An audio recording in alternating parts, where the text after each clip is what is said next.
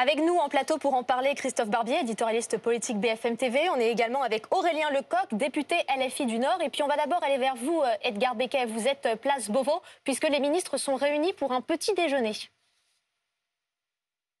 Oui, c'est la tradition avant le tout premier Conseil des ministres de l'année. C'est petit déjeuner à l'hôtel de Beauvau pour les membres du gouvernement. C'est un rituel qui a été instauré par Gaston Defferre, ministre de l'Intérieur sous la présidence de François Mitterrand. C'était il y a un peu plus de 40 ans. Les membres du gouvernement, de ce tout nouveau gouvernement, sont donc attendus ici au ministère de l'Intérieur à partir de 8h30. Le premier ministre François Bayrou devrait lui arriver un peu avant 9h. Et cette année, il y a deux particularités. Première particularité, ce sera le tout premier Conseil des ministres de cette nouvelle équipe gouvernementale. Ce petit déjeuner, ce sera la première réunion officielle de ce gouvernement qui ne s'était jamais réuni auparavant. Et puis deuxième particularité, Bruno Retailleau, le ministre de l'Intérieur, recevra son prédécesseur à Beauvau. Il recevra Gérald Darmanin, qui est devenu entre-temps ministre de la Justice, qui est devenu garde des Sceaux et qui retrouvera les locaux du ministère de l'Intérieur le temps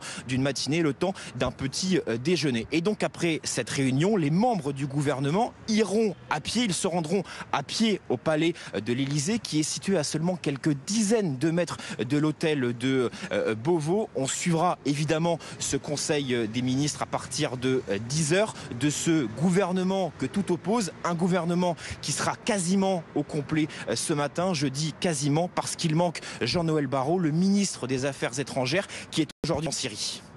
Edgar Becquet avec Nice Olson, merci à vous. Christophe, comment le gouvernement et le Premier ministre peuvent réussir là où Michel Barnier a échoué en 3 mois ?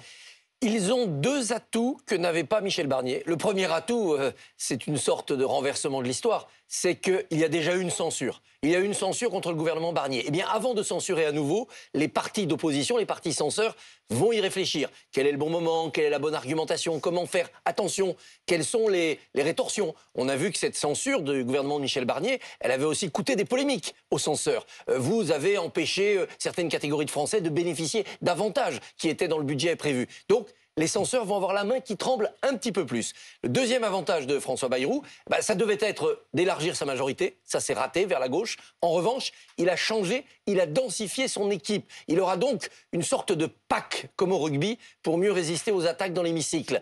À partir de là, le reste de l'équation n'a pas changé. Il n'a pas de majorité. Il peut facilement avoir une majorité contre lui.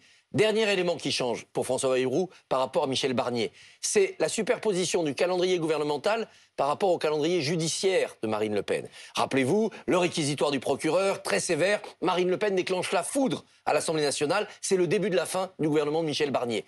Là, le jugement est attendu pour le 31 mars.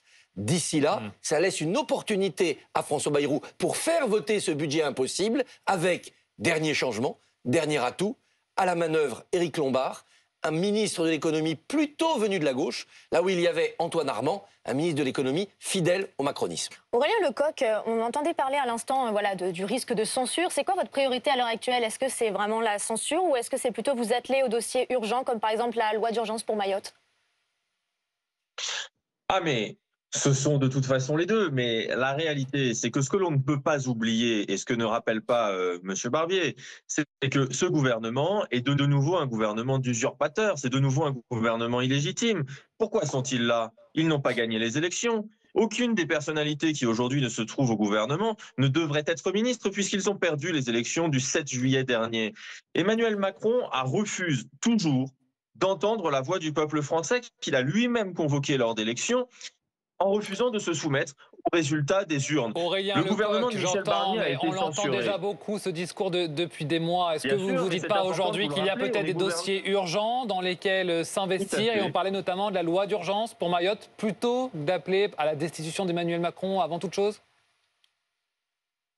Mais vous mettez des choses en concurrence qui n'existent pas. La réalité, c'est que si Emmanuel Macron avait tenu son rang, avait tenu ses promesses, comme par exemple le fait en 2018 d'avoir promis un projet de loi spécial de lutte contre les risques exceptionnels dans les Outre-mer, alors la situation n'en serait pas là. Si Emmanuel Macron n'avait pas décidé d'abandonner le département de Mayotte depuis des années et de le laisser être le département le plus pauvre de France, alors la situation n'en serait pas là. Vous parliez par exemple dans les reportages précédents de la grève dans les hôpitaux à Villeneuve-Saint-Georges, parce qu'on a des gens qui passent des nuits sur des brancards et des gens qui souvent meurent dans les couloirs des hôpitaux. Si Emmanuel Macron n'avait pas supprimé près de 27 000 lits depuis qu'il est président de la République, sans doute qu'on n'en serait pas là. Donc l'urgence aujourd'hui pour régler les problèmes des Français...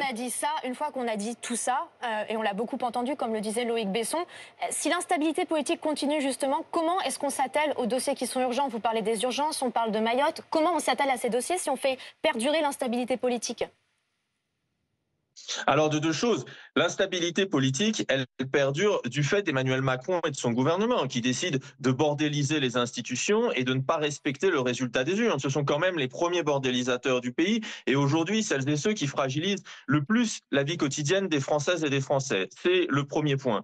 Ensuite, il y a un budget, il y aura un débat budgétaire. Nous ferons nos propositions. Qui a refusé le dernier budget? C'est bien les macronistes, puisque ce budget, nous l'avions amendé. Vous souhaitez un débat budgétaire, Aurélien Lecoq, parce qu'il me semblait que vous vouliez censurer François Bayrou dès sa déclaration de politique générale, avant même le début des débats sur le budget. Mais bien sûr, pourquoi? Parce que François Bayrou a d'ores et déjà annoncé qu'il voulait repartir du budget de M. Barnier. Écoutez, il y a un moment où il faut accepter que nous vivions dans une démocratie. Et dans une démocratie, on ne peut pas gouverner sur le fait du prince. On ne peut pas avoir une personne retranchée à l'Élysée qui décide de tout pour tout le monde, contre les parlementaires et contre le peuple français. Donc oui, M. Bayrou est illégitime. Oui, nous déposerons une motion de censure. Pourquoi? Parce qu'il a refusé de demander le vote de confiance. Dans toutes les démocraties parlementaires du monde, lorsqu'un gouvernement est nommé, il commence par demander la confiance au Parlement, c'est-à-dire à la souveraineté nationale. Puisqu'il n'y a pas eu de vote de confiance, alors il y aura un vote de défiance. Mais je voudrais juste terminer là-dessus sur la question du budget, parce que c'est quand même important.